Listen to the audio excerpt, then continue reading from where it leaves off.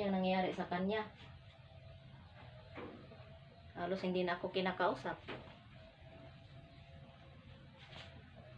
Tatawagan ko kaya?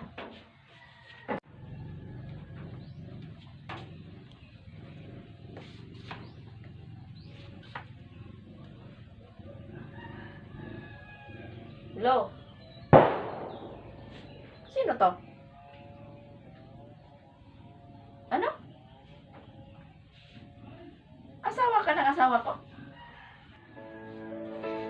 How can I explain the sorrow and my pain?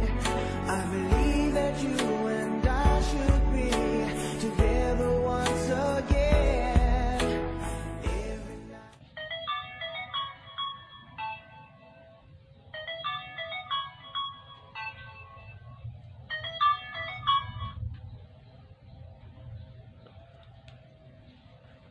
Patawarin mo ako, hindi ko kayang iwan yung babae ko.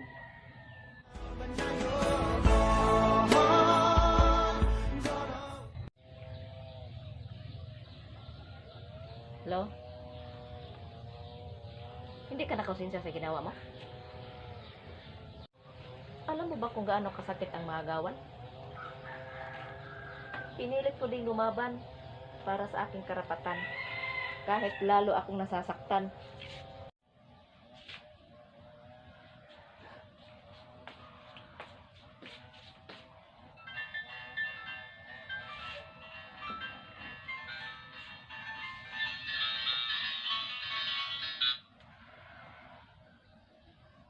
Mahal, patawad, paalam.